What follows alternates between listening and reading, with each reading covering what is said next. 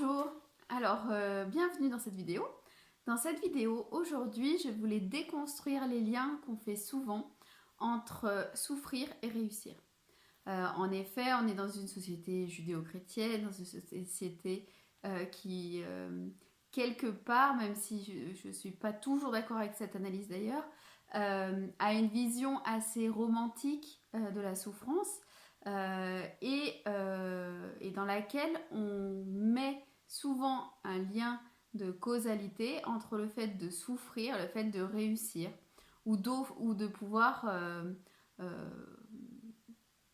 offrir un sacrifice par exemple, et faire sacrifice de son temps, de son énergie, de son plaisir, et derrière on obtient une récompense. Et en fait, à mon avis, si tu commences à aborder la classe prépa, si tu es déjà en classe préparatoire, ou même pour après, dans le reste de ta vie, je pense que cette idée qu'on a inconsciemment dans le fond de notre tête, et ben c'est une idée qui nous bloque et qui nous empoisonne. On peut penser d'ailleurs, on peut aborder la prépa en se disant qu'en prépa il faut en baver, il faut souffrir, il faut ne plus dormir, il faut se priver de loisirs, se priver de nos amis, se priver de nos hobbies, que ce soit le sport ou la musique, et qu'ainsi ça va nous faire réussir. Et dans cette vidéo, je voulais exprimer à quel point pour moi c'est faux.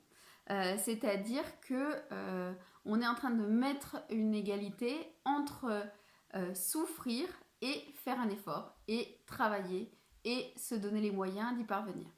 Alors là, j'entends les profs de prépa que j'ai rencontrés il y a quelques mois qui me disent « Non mais c'est fou, on a des générations qui arrivent et qui sont cool, qui sont trop cool, au contraire, qui se mettent pas à travailler. » Donc c'est pas du tout ce que je suis en train de dire ici. C'est-à-dire que, évidemment, ne pas souffrir, mais ne rien faire, ne pas se donner les moyens de pouvoir réussir, eh bien ça va pas faire de miracle. Ça va donner les résultats qu'on peut attendre au concours, des résultats peut-être décevants, qui vont pas être à la hauteur. Donc peut-être qu'on aura là aussi pas souffert sur le moment, mais derrière, le fruit qu'on va récolter va être décevant et peut-être qu'on va souffrir au moment de cette déception, au moment du résultat, parce qu'on sera passé à côté de l'école qu'on veut ou du niveau d'école auquel on aspirait. Donc c'est pas bien mieux.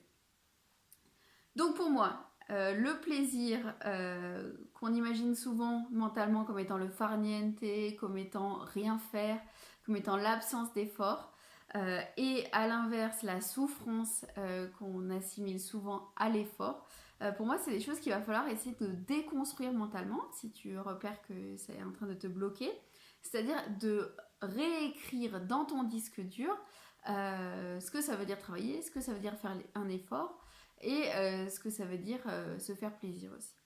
Et moi, je voulais te proposer, l'idée phare de cette vidéo, c'était de te proposer d'écrire dans ton nouveau disque dur que l'effort était un plaisir ou que pouvait être source de plaisir et qu'on peut faire un effort de manière constructive, de manière consciente, de manière réfléchie pour que son travail porte des fruits. En plus, on a tous fait l'expérience dans notre vie que parfois la souffrance peut être stérile. C'est-à-dire que c'est souvent l'idée que je développe dans mes contenus, c'est-à-dire que travailler pour travailler, c'est-à-dire se faire souffrir presque, tu vois, comme quelque chose, comme être une victime expiatoire de la prépa, c'est-à-dire se faire souffrir pour dire regardez comme je souffre, je mérite de réussir. Finalement, c'est quelque chose d'assez teinté de superstition. C'est pas du tout rationnel et ça va pas du tout se passer comme ça. Et pour moi, en fait, au fond du fond, l'effort doit nous faire grandir collectivement, l'effort doit te faire grandir et c'est vraiment la valeur ajoutée de ta classe préparatoire. C'est-à-dire, si tu es arrivé à transmuter tout cet effort souffrance en effort plaisir, en effort croissance, un effort qui va te faire grandir intérieurement et qui du coup va te donner de l'avance dans le reste de ton parcours scolaire, dans le reste de ton parcours de vie et ton parcours d'orientation. Donc, pour moi, il est indispensable de se dire prépa égale plaisir, prépa égale grandir. Ça n'a l'air de rien, mais c'est un paysage mental que tu es en train de créer ou recréer ou composer tout simplement et qui va te permettre petit à petit de faire les choses différemment, d'apprendre les choses différemment et de tenir sur le long cours de ta prépa, de tenir sur ta deuxième année, de tenir jusqu'au concours.